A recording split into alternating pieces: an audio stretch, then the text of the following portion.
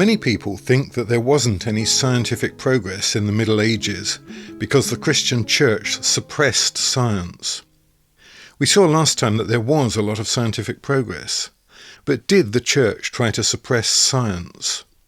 One of the real old corkers of a myth that we get is that you had wonderful science in the ancient world. You had pagan Aristotle, pagan Ptolemy, pagan Pythagoras, seeing far into the beyond.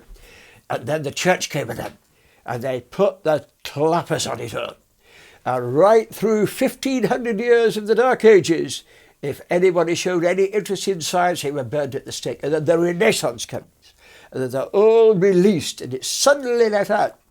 This again is pure, absolute rubbish. Didn't the church forbid dissection? Well, that is very interesting that the church, in fact, didn't try to stop human dissection. Almost all societies have had a taboo against cutting up dead bodies, especially the ancient Greeks, the Romans, and the Islamic world. And in fact, ancient Greek doctors were unable to dissect human beings. They had to make do with dissecting animals like pigs and Barbary apes, and that meant that they made mistakes.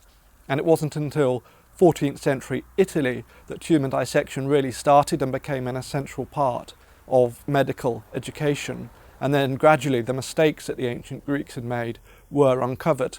It's actually remarkable that the Christian Church didn't try to stop this happening, simply given that every other culture had had a taboo against this. But in fact it hadn't, and it's likely that human dissections began with legal autopsies, and some of those we know were actually ordered by the Church, by the Pope directly. The Venerable Bede, I always call him England's first astronomer. The Venerable Bede died in 735 AD. He was a monk of the monastic community of Jarrow in the northeast. He taught how to calculate the calendar. He taught the idea of the Earth as a sphere, the universe as a series of classical spheres.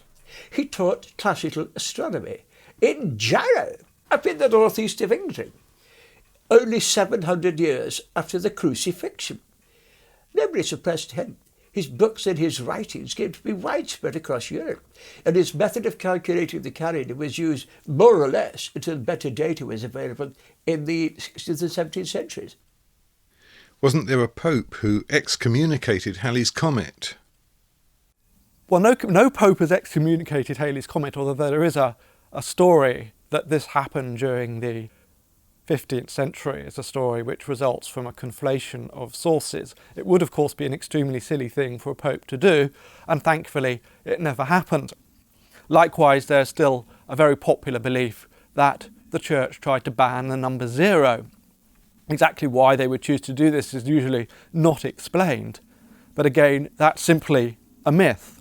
Why did the great universities of medieval Europe, Bologna, Paris, Oxford, Salamanca, Prague, and many others, why did they teach astronomy, anatomy, comparative medicine, even dissect human bodies, calculating the motions of the heavens, and then hold extraordinary debates upon such subjects as, could God have created an infinite universe had he chosen to do so? Now, one man who came out with that here in Oxford was Thomas Bradwardine in 1326. He actually suggested this. If God is infinitely powerful, could he not have created an infinite universe, and perhaps even an infinity of universes? A bit like string theory.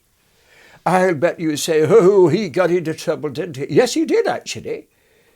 He became Archbishop of Canterbury. The Christian Church didn't suppress science in the Middle Ages.